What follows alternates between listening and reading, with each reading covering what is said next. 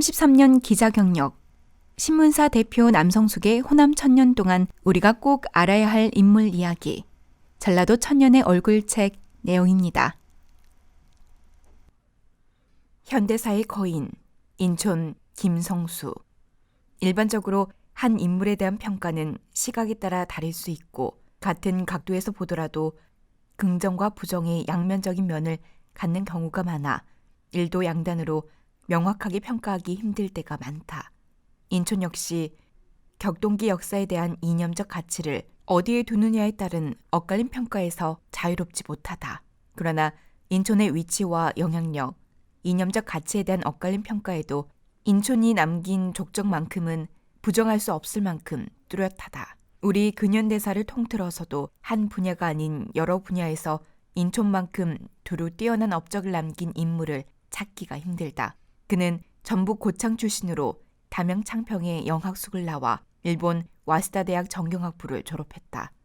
정치적으로 대한민국 탄생의 삼파역을 맡은 뒤 제2대 부통령을 지냈으며 교육 및 사업자로서 고려대와 동아일보, 경성방직의 창립자다. 생전은 물론 유명을 달리한 지 반세기가 지난 오늘에까지 정치가, 교육가, 사업가로서 추앙받을 수 있는 업적들이다. 인촌에 대한 평가에 인색한 이들도 교육에서만큼은 인촌의 공을 높이 사는 것 같다. 인촌 역시 여러 분야 중에서도 특히 교육에 관심을 두었고 교육자로 불리우길 원했다고 한다.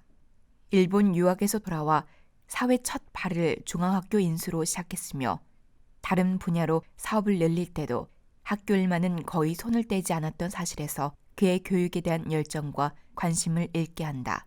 1929년부터 1년 8개월간 유럽과 미국의 여러 명문대를 돌아보며 대학 설립에 대한 꿈을 확고히 한 인촌은 1932년 당시 경영난을 겪던 민족 유일의 전문교육기관인 보성전문학교를 인수했다.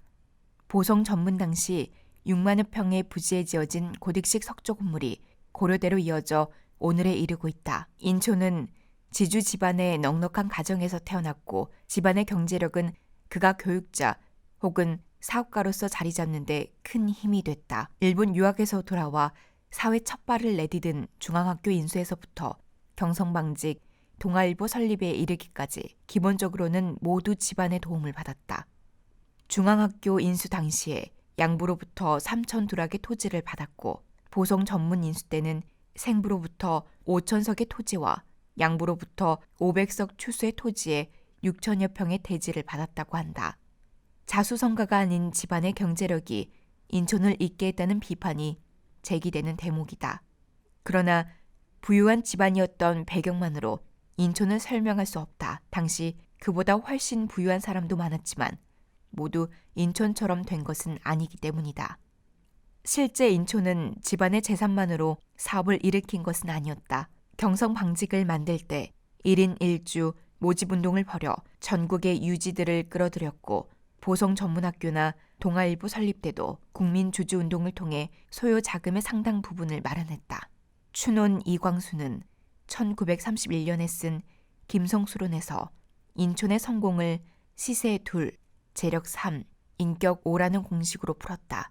춘원처럼 공식으로 만들지는 않았지만 인촌을 접한 많은 인사들이 인촌의 성공을 그의 인격에서 찾고 있다. 인촌의 절약 정신은 잘 알려진 사실.